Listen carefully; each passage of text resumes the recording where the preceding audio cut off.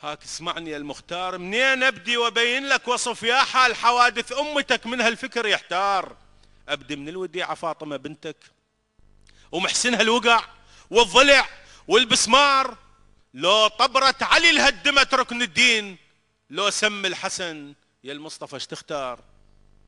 اظن تختار تمشي وياي لارض الطف، وراوي لك جثث من كل كتر طشار، وراوي لك حسين وجسمه من سحقوه بحوافر خيلهم، والراس على الخطار. صريع حسين بالمذبح ويزيد بملكه ظل يمرح، واستلموها بعدك يا رسول الله ملك صارت وراثه وعار يخلف عار. واستلموها بعدك يا رسول الله ملك صارت وراثه وعار يخلف عار. الخلافة تنتقل من ظالم لظالم، ودين اللي سهرت عليه ركن نهار. الوليد برمس هامه مزق القرآن، الوليد برمس هامه مزق القرآن، يتحدى البارئ ابن الماء عليها خمار. بمحرابه وقف سكران ويصلي ب8 ركعات صلى الصبح هالخمار. جاب الجارية سكرانة للمحراب، أكثر بعد أكثر من هالاستهتار.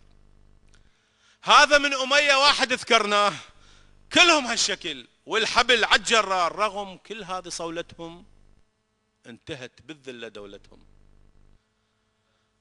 قسم يقسم لك ما نتخلى عن حبنا لأهل بيتك، ما نتخلى عن حبنا لأهل بيتك، ونواصل مسيرتنا بعزم وإصرار. تدري يا محمد لو كنت عايش، والله العظيم أنا هم أحلف، تدري يا محمد لو كنت عايش وتشير بجفك على الوصحام الجار، وتعيد الخطبة يا رب والي من والاه، وعادي اللي يعادي وانصر الأنصار. بنفس اليوم تصدر باسمك الفتوى وحق الحسين أبو عبد الله، بنفس اليوم تصدر باسمك الفتوى ودمك ينهدر يا الهادي مهما صار.